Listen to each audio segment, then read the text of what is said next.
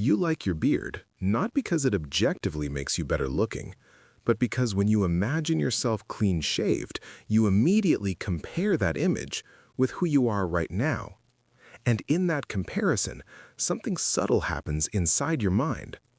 A tightness, a discomfort, a quiet judgment. The discomfort does not come from the beard itself, it comes from comparison. And this is important to understand, because this small moment, this tiny inner reaction, reveals the entire mechanism of how suffering is created in your mind. Almost all of your complaints, anxiety, dissatisfaction, regret, restlessness, are born from one mental habit: comparing the present moment with an imagined past or an imagined future. Notice how rarely your mind stays here, right now. Think about the sentences you repeat to yourself. You were happier before. You used to look better. You were more confident back then. You will be happy when you become someone else. None of these thoughts are about this moment. They are about images, mental snapshots, stories your mind tells you. And here's the uncomfortable truth. The past does not exist. The future does not exist. They only exist inside your mind. Slow this down. The past feels real because you can remember it, but memory is not reality. Memory is reconstruction. Every time you remember something, your brain does not replay it, it rebuilds it. It edits it, colors it, filters it, using your current emotions, your current beliefs, your current identity. So when you say you liked yourself back then, you are not comparing reality with reality. You are comparing the present moment with a distorted mental reconstruction. And that comparison is unfair by design. The future is even more deceptive, because the future feels logical, reasonable, planned. But the future is nothing more than imagination wearing the costume of certainty. When you imagine a future version of yourself, richer, fitter, calmer, more disciplined, more respected, you create an internal benchmark. And the present moment, no matter how stable it is, no matter how decent it is, will always feel incomplete. So your mind quietly concludes, now is not enough.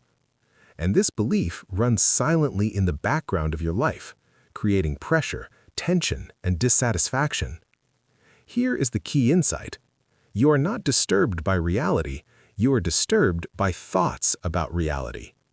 This is not philosophy, this is observation. Stoic philosophers understood it. Buddhist psychology built entire systems around it. Modern neuroscience confirms it. Your mind does not suffer because life is unbearable. Your mind suffers because it refuses to stay where life actually is. Come back to the beard example. There is no problem with having a beard. There is no problem with being clean-shaved. The problem begins the exact moment your mind says, you were better back then. Better according to what? According to a memory? According to a frozen snapshot? According to a version of you that no longer exists? That version is gone. Even if you shaved today, even if you dressed the same, even if you copied everything, it would not come back, because you are not the same person anymore. So what exactly are you chasing? A ghost. This is why you sometimes feel dissatisfied even when nothing is objectively wrong. You have food, you have shelter, you have safety, yet internally you feel restless, uneasy, unsettled. Why? Because your attention lives in timelines that do not exist. You replay conversations from years ago. You relive mistakes. You rewrite endings. You imagine futures. You fear outcomes. You create scenarios. And you call this thinking. But it is not thinking. It is self-disturbance. Notice something important. When you are fully present, truly present, when your attention is on what you are doing, what you are seeing, what you are hearing, your problems shrink. Not because life becomes perfect, but because you stop adding imaginary weight to it. Your body understands this immediately. When you drop memory, even for a moment, your breathing slows, your shoulders relax, your nervous system settles. Because stress only exists when your mind signals danger, and danger almost always comes from imagined timelines. The present moment is the only place where anything can actually change, yet your mind keeps abandoning it. So the next time you feel disturbed, pause and ask yourself one simple question. What are you comparing this moment to? You will almost always find a past image or an imagined scenario. And the moment you see that clearly, something loosens, because awareness breaks unconscious patterns. When you stop dragging the past into now, when you stop pulling the future into now, what remains is not emptiness. What remains is clarity, and clarity feels like peace.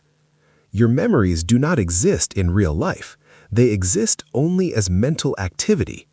Your imagined future is not real. It exists only as projection. The only thing that has ever existed is this moment. And when you truly see that, not as an idea, but as an experience, most of your problems quietly dissolve. Not because life changes, but because you stop fighting reality with imagination.